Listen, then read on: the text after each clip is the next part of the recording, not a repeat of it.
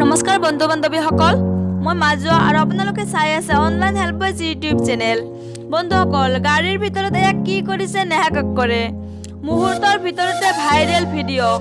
ইয়াৰ পূৰ্বে উদিত নাৰায়ণৰ পুত্ৰ আদিত্য নাৰায়ণৰ সৈতে নাম সাঙুৰ খাই ভাইৰেল হৈছিল নেহা কক্কৰ। ছ'চিয়েল মিডিয়াত ভাইৰেল বলিউডৰ জনপ্ৰিয় গায়িকা নেহা কক্কৰৰ এটা ভিডিঅ'। মাজে মাজে ইনষ্টাগ্ৰাম ফেচবুকত ভিডিঅ' শ্বেয়াৰ কৰি থাকে নেহাই।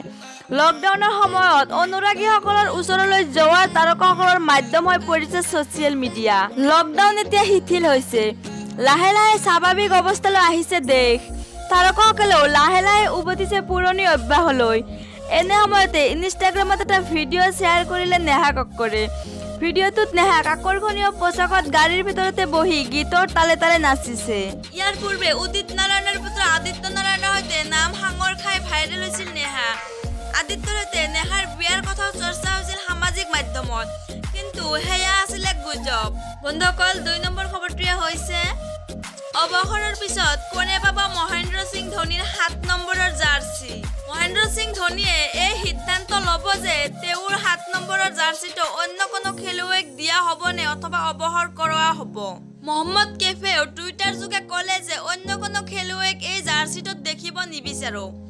উল্লেখ্য যে শচীন তেণ্ডুলকাৰে অৱসৰ গ্ৰহণ কৰাৰ পিছত BCCIয়ে বেচৰকাৰীভাৱে ১০ নম্বৰৰ জাৰ্চিটো অৱসৰ গ্ৰহণ কৰাইছিল। ধোনী এগৰাকী সুদক্ষ উইকেট কিপাৰ ক্ৰিকেটাৰ হয়। তেওঁ ২০০৭ত টি-২০ বিশ্বকাপ বিজয়ী কৰি তুলিছিল আৰু ২০১১ত ৫০ অভাৰৰ ৱৰ্ল্ড ইভেণ্টত চেম্পিয়ন হৈছিল ভাৰতীয় দলটো। বন্ধুসকল, ৩ নম্বৰ খবৰটোৱে হৈছে পঞ্চম শ্ৰেণীলৈকে ৰাজ্যৰ সকলো বিদ্যালয়তে মাতৃভাষা মাধ্যমত হ'ব শিক্ষাদান। স্পষ্ট ঘোষণা মন্ত্ৰী হিমন্ত বিশ্ব শৰ্মাৰ। ভাল খবৰ, মাতৃভাষা ভাষা প্ৰসাৰ আৰু প্ৰচাৰৰ বাবে ৰাজ্য চৰকাৰে গ্ৰহণ কৰিছে বিশেষ পদক্ষেপ। আগন্তুক শিক্ষাবৰ্ষৰ পৰা ৰাজ্যৰ প্ৰতিখন বিদ্যালয়তে পঞ্চম শ্ৰেণী পৰ্যন্ত মাতৃভাষা মাধ্যমত হ'ব পাঠদান। ৰাজ্যৰ ইংৰাজী মাধ্যমৰ ব্যক্তিগত খণ্ডৰ বিদ্যালয়সমূহো আহিব ইয়াৰ আওতালৈ। কিন্তু পঞ্চম শ্ৰেণীলৈকে ইংৰাজী বিষয় হিচাপে থাকিবনে নাথাকে সেই কথা স্পষ্ট নকৰিলে শিক্ষামন্ত্ৰীয়ে। ইংৰাজী মাধ্যমত ৬ষ্ঠ শ্ৰেণীৰ পৰাহে আৰম্ভ হ'ব ইংৰাজী মাধ্যমত পাঠদান।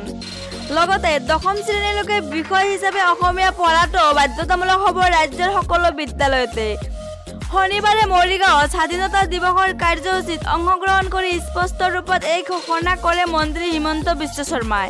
ইফালে নতুন শিক্ষানীতিৰ প্ৰাৰম্ভিক কাঠামো ৰাজ্য চৰকাৰে অহা ডিচেম্বৰ-জানুৱাৰী মাহৰ পৰা আৰম্ভ কৰিব বুলি জানিবলৈ দিয়ে। ভাষণ প্ৰসংগত মন্ত্ৰী হিমন্ত বিশ্ব শৰ্মাই কয় যে শিক্ষানীতি অনুসৰি প্ৰতিখন বিদ্যালয়তে পঞ্চম শ্ৰেণীলৈকে মাতৃভাষা মাধ্যমত শিক্ষা প্ৰদান কৰোৱাৰ পৰামৰ্শ দিয়া হৈছে। আনকি প্ৰধানমন্ত্ৰীয়েও এই কথা উল্লেখ কৰিছে। গতিকে ৰাজ্য চৰকাৰে এই ব্যৱস্থা ৰাজ্যত শীঘ্ৰে বলবৎ কৰিবলৈ সংকল্প লৈছে। বন্ধুসকল, ভিডিঅ'টো শেষলৈ চোৱাৰ বাবে ধন্যবাদ।